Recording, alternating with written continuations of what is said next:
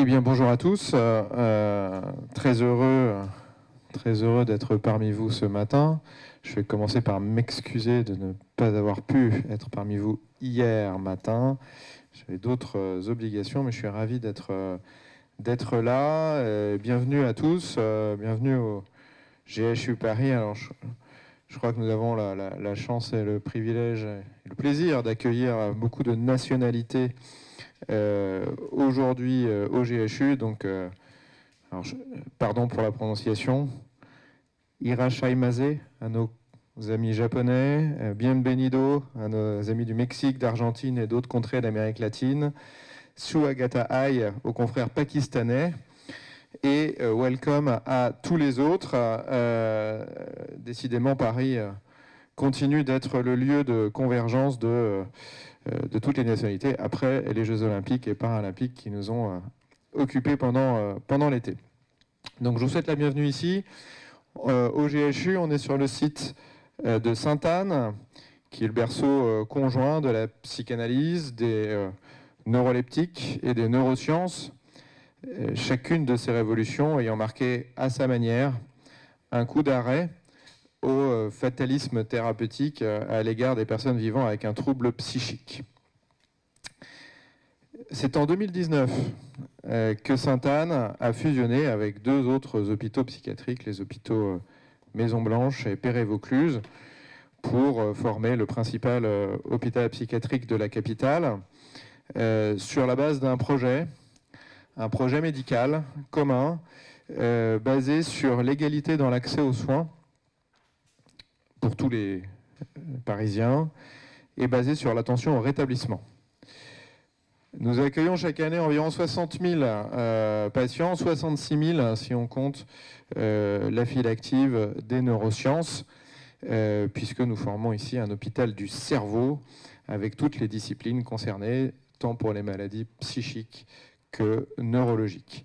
Nos lieux de soins sont répartis dans la capitale avec une dizaine de sites d'hospitalisation, dont celui où on se trouve aujourd'hui, mais aussi de très nombreux sites qu'on appelle ambulatoires, c'est-à-dire sans hospitalisation, puisque 85% de nos patients, donc la très très grande majorité, sont pris en charge et sont suivis en ambulatoire. C'est donc un vaste maillage au sein de la ville de Paris qui est formé par les différents sites du GHU.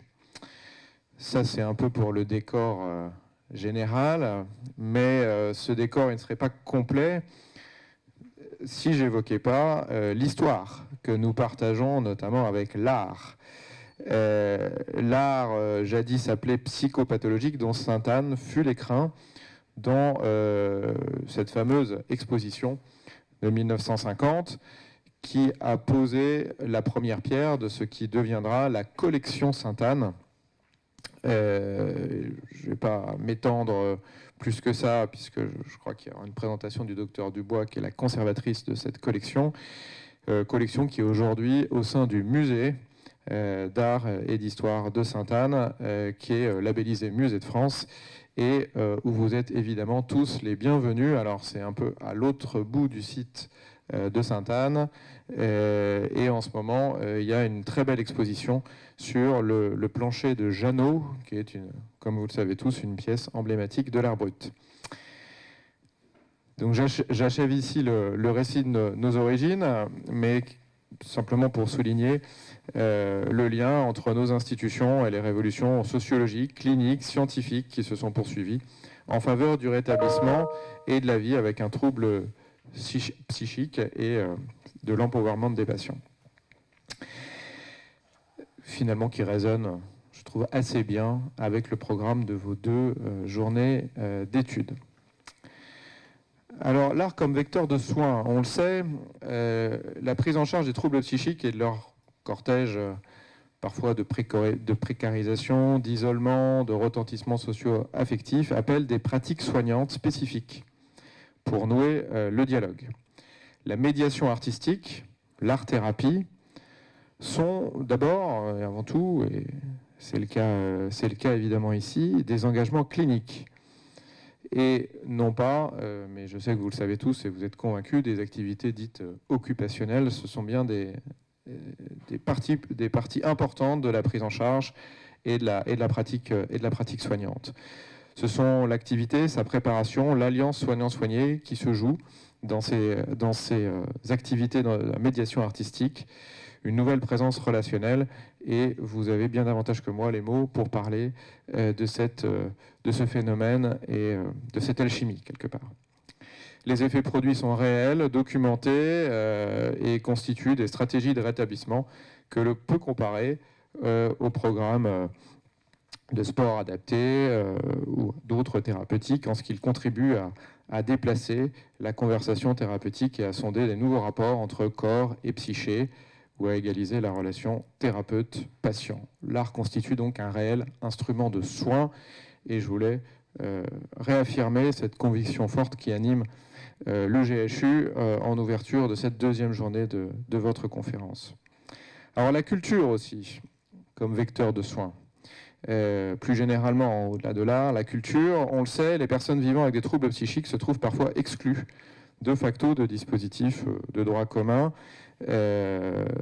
qui sont standardisés, mais paradoxalement pas toujours au bénéfice de tous. La question de l'accès aux lieux culturels se pose parfois avec acuité, et il est heureux que les politiques d'inclusivité relativement récentes, en fait, viennent restaurer le fossé qui a pu se creuser entre des institutions et une part de plus en plus importante de la population générale. La France s'inspire beaucoup de modèles étrangers en la matière et le GHU essaye d'être en pointe de ce travail de résorption des difficultés d'accès à la culture. Il arrive donc au détour d'une prise en charge, non seulement s'opère la reconquête des habiletés cognitives, sociales, mais aussi de la condition citoyenne. Et ce, par l'artifice, au sens positif du terme, d'une rencontre avec la création plastique, musicale, théâtrale, photographique. Je crois que vous en avez eu des exemples hier et vous en aurez encore d'autres aujourd'hui.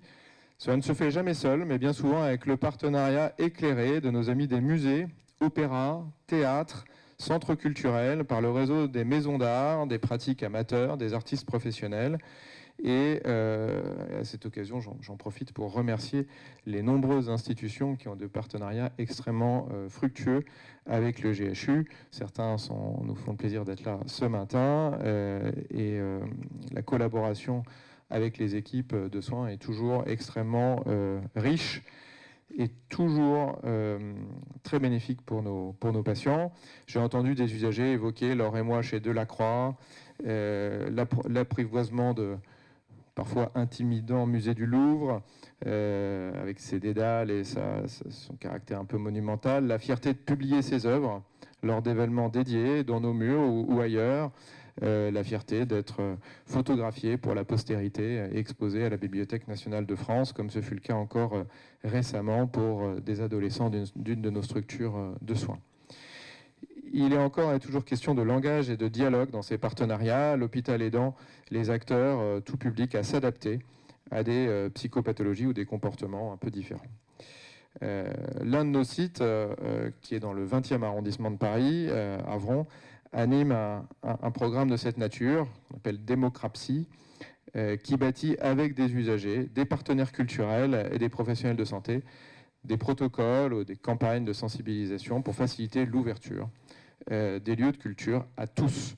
C'est un très beau geste de déstigmatisation et évidemment, il a complètement sa place sur la première des priorités de notre projet d'établissement en GHU, qui est ce qu'on appelle le partenariat en santé, qui place le patient au centre de nos préoccupations, mais aussi au centre de sa prise en charge et au centre du fonctionnement de l'hôpital en tant qu'expert, non seulement de son parcours, mais aussi auprès de l'hôpital pour en conseiller les évolutions. Et enfin, un mot sur art et innovation. De même que la psychiatrie a tout à gagner à l'evidence-based medicine, qui ancre la décision au carrefour de la connaissance expérientielle et scientifique, l'art-thérapie et ses déclinaisons constituent un champ innovant et prometteur dans le soin. Les chercheurs nous ont déjà signalé l'activité neuronale spécifique déclenchée par la contemplation d'une œuvre. Grâce à l'imagerie, maintenant, on arrive à voir, hein, comme vous le savez, quelles zones du cerveau sont activées. Et en l'occurrence, le striatium, impliqué notamment dans la gestion de la douleur, est aussi impliqué dans la contemplation d'une œuvre d'art. Nous avons appris que ces activités créatrices augmentaient les scores cognitifs. Certains courants s'aventurent même dans la neuroesthétique, mais je ne m'y appesantis pas. En ce lieu et moment même, le service d'imagerie, ici à Sainte-Anne, collabore avec un trio d'artistes qui s'appelle Obvious autour d'un projet qui fait appel aux toutes dernières technologies d'imagerie et d'intelligence artificielle dans l'objectif d'explorer la capacité de l'intelligence artificielle à traduire les images mentales produites par notre cerveau et à les exploiter artistiquement. Vous voyez, c'est tout un programme. Dans le cas inverse, non plus du cerveau vers l'œuvre, mais de l'art vers la psyché, nous entamons une recherche où l'intelligence artificielle devra ou pas, on ne sait pas encore, on est au début de la recherche, détecter des éventuels signes psychopathologiques reconnaissables peut-être à travers des œuvres d'art dites brutes. Je m'arrête là pour l'inventaire de ces explorations, mais juste pour illustrer le fait qu'il y a aussi beaucoup d'innovations dans ce domaine, des liens entre l'art et la médecine, la prise en charge, la thérapeutique. Pour conclure, et pour ne pas être trop long et respecter le timing, je voudrais bien sûr adresser les remerciements les plus sincères et appuyés au Dr Alberto Velasco, sans qui vous ne seriez pas ici aujourd'hui avec un programme aussi riche. Je crois qu'on peut l'applaudir.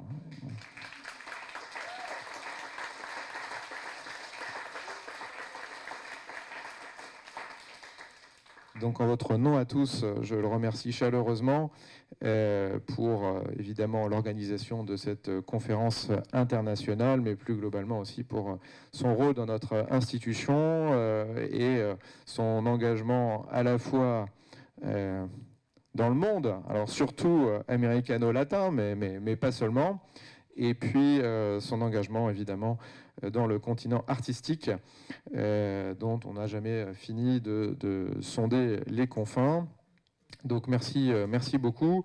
Merci aussi évidemment à tous les intervenants. Merci aux représentants des différents pays. Alors évidemment, là je vais forcément en oublier, mais Mexique, Argentine, Ukraine, Japon, Pakistan qui participent.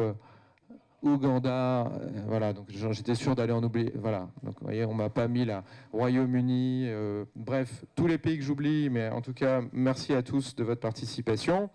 Merci aussi, je les ai mentionnés dans le discours, mais je le redis parce que c'est vraiment très important pour nous, nos partenaires principaux du champ artistique. J'ai déjà cité le Louvre, mais il y a Paris Musée, l'Opéra de Paris, le Musée du Quai Branly, et j'en oublie sans doute.